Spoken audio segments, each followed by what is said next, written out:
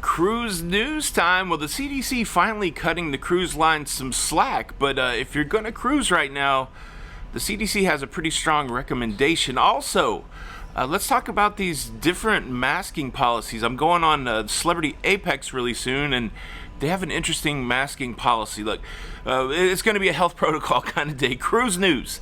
Let's talk about it.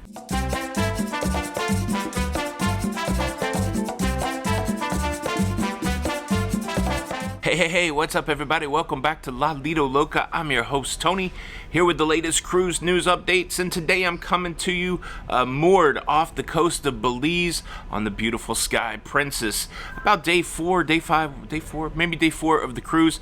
Having a great time here with the Loca fam, and just thought I'd jump on real quick because we had a big change in the CDC's warning level for cruising happened just last night. The breaking news is that the CDC has moved its warning level for cruises from a level 4 very high down to a level 3 high. Now the difference is this: at level 4 the CDC was saying do not cruise at all, but now that they've moved to a level 3, they feel like cruise travel is permissible if you are fully vaccinated. And just to be clear, when the CDC says fully vaccinated, they mean that you have your vaccine shots and you have any boosters that you are eligible for. So in the mind or the guidance of the CDC, cruising is okay with them if you are fully vaccinated and boosted. They do have different recommendations for people that are at risk for getting severely ill with COVID, people with comorbidities. They would say that you should not cruise at this time, and people that are not vaccinated should not cruise at this time. But that's the guidance. Again, it's not a mandate. They're not forcing anything. The cruise lines are not requiring a booster for the most part. So yeah, it'll be interesting to see. CLIA already issued a statement, the Cruise Line International Association, kind of the lobbying arm for cruising, saying that they're happy to see this move from a level 4 to a level 3. A couple things I think will happen because of this move from level 4 to level 3. There are people out there that once it moved from level 3 to level 4 really stepped back from cruising, so it hurt the demand for cruising.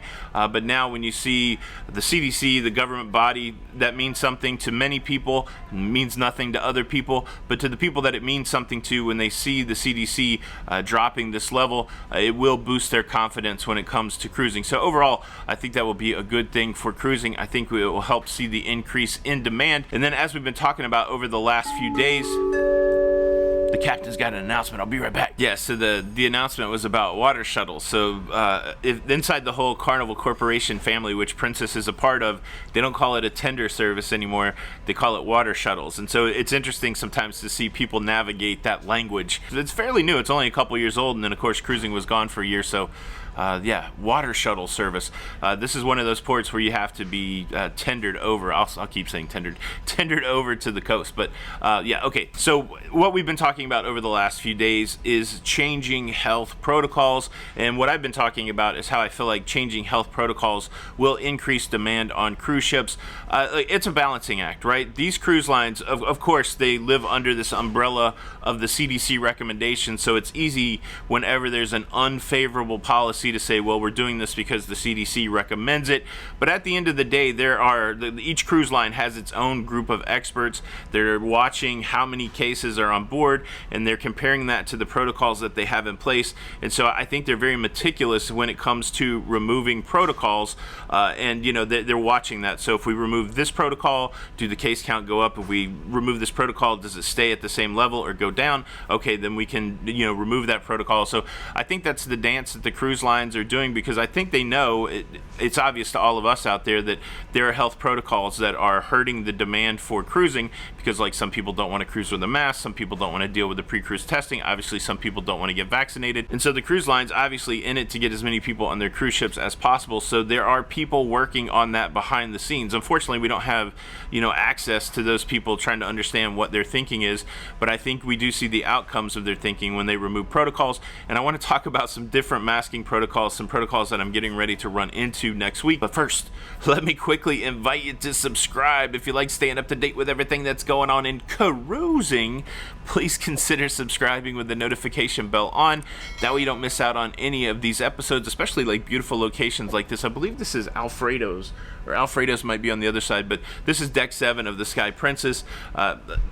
This probably won't be able to see this. Hold on, let me Let me adjust the exposure for you, darken it up a little bit.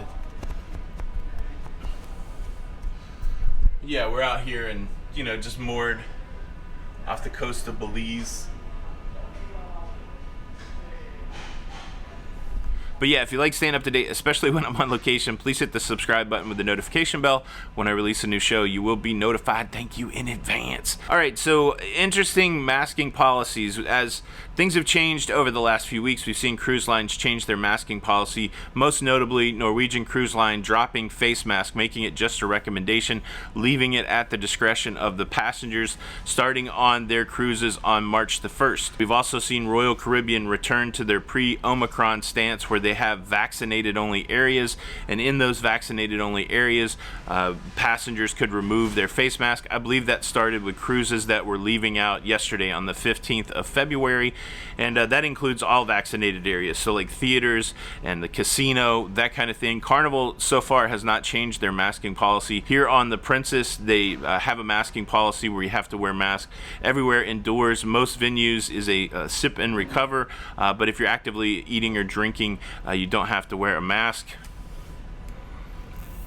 That's the policy inside of Princess, and but I'm going on Celebrity next week, and Celebrity has an interesting policy. They're doing away with the mask everywhere except in the casino and in the theater, which two of my favorite places to be is in the casino and in the theater. So the thing I want to bring up is there is definitely an inconsistency when it comes to the policy across the different cruise companies, and that goes back to the point that I was making earlier, that each of these cruise companies have their own set of experts, and I would love to see behind the scenes. I'm sure there are weekly meetings saying, okay, we removed the mask in these areas. Did the cases go up? Did they not go up? Okay, what's the next lever that we can pull? And so I would assume that Celebrity has some data that suggests that maybe of the people that caught COVID on their cruise ships, that maybe them and their close contacts, maybe that happened in the theater and in the casino, because I can't imagine them singling out those locations. I mean, it could just be a logic thing, right? You know that in the casino you're going to have people more congregated together. You know that in the theater you're going to have people more congregated together. But in my mind, I would like to think that people that are making these decisions, because again, I believe that these are tied to demand and how many people you're going to get on cruise ships, I would like to think that there's even a deeper level, a deeper dive there that says we've noticed, we've seen an increased case count from the casino or from the theater, and therefore let's leave the masking there. And again, the whole debate, does masking work, does masking not work, it's not for me to decide, but I do believe that the cruise companies have people in place that probably have a greater level of expertise than most of us armchair medical people out here. I mean, that's even a loose thing. We all have our opinion, and happy to share it. But yeah, I would assume that the cruise lines have experts in place that are watching this and trying to understand. I'm excited to go on Celebrity next week and be in the common areas, be in the coffee bar, be in those places and not have to worry about a mask. But there will be hours of the day where I do have to mask up when I go to the casino or go to the theater.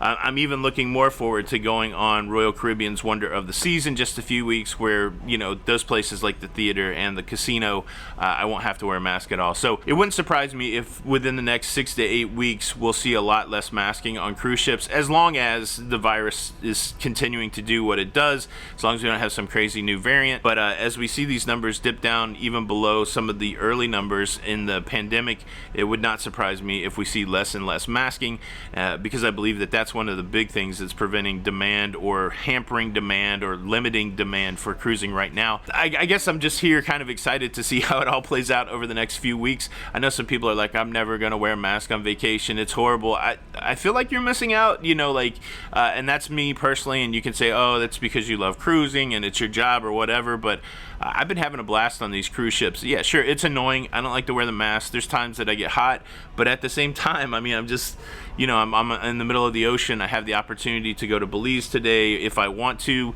but to each their own, right? And so again, I've said it before, if mask is the hill that you're going to die on, cruising is not for you right now. But I'm not content sitting at home just because I don't want to wear a mask. But that's that's my take on it. Boom, that's your cruise news. What do you think? What do you think about the CDC lowering the warning level for cruising? I feel like it's going to be a good thing. It can only keep going down, right? What do you think about the difference in masking? Do you wish there would just be a standard? That would be interesting if there would just be a standard across all the cruise lines so that it would be consistent and we wouldn't have to be...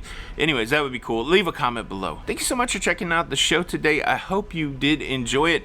If you did, you can show your support for the show by hitting the like button. And unfortunately, if you don't hit the like button, I will be forced to punish you. And your punishment today is that from now on, anytime you go cruising, every cruise port you go to, you'll have to take a water shuttle too. And that's a lot slower sometimes than just walking off the cruise ship. You don't want that. You just want to be able to pull right a water shuttle for all of you, unless you hit the like button. Don't make me, come at me, bro. This is Tony for Lido Loca from the Sky Princess off the coast of Belize.